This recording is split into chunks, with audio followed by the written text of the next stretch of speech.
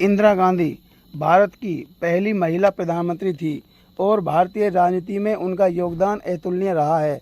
वे देश की तीसरी प्रधानमंत्री थी और उनके कार्यकाल में भारत ने कई महत्वपूर्ण उपलब्धियां हासिल की।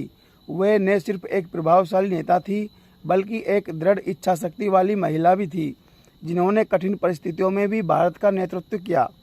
इंदिरा गांधी का जन्म 19 नवंबर 1917 को इलाहाबाद में हुआ था। उनके पिता पंडित जवाहरलाल नेहरू स्वतंत्र भारत के पहले प्रधानमंत्री थे और मां का नाम कमला नेहरू था। इंदिरा का बचपन राजनीतिक वातावरण में बीता क्योंकि उनके पिता आज़ादी की लड़ाई में सक्रिय थे। उन्होंने अपनी प्रारंभिक शिक्षा मॉडर्न स्कूल दिल्ली और फिर विश्व भारती विश्वविद्यालय शांति निकेतन से प्राप्त की। इसके बाद उन्होंने इंग्लैंड जाकर ऑक्सफोर्ड विश्वविद्यालय में पढ़ाई की। वहीं से उन्होंने राजनीतिक दृष्टिकोण और अंतर्राष्ट्रीय अनुभव प्राप्त किया। इंदिरा गांधी ने अपने पिता के साथ राजनीति में सक्रिय भाग लेना शुरू किया।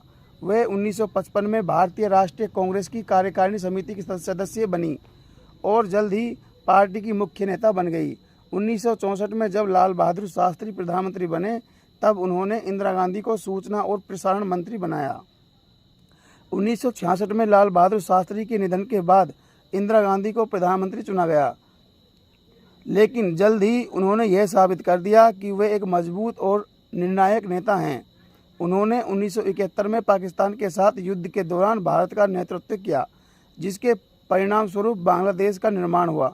यह उनकी सबसे बड़ी उपलब्धियों में से एक मानी जाती है। उन्होंने गरीबी हटाओ का नारा दिया और कई सामाजिक कल्याण योजना शुरू की। 25 जून 1975 को इंदिरा गांधी ने देश में आपातकाल घोषित कर दिया।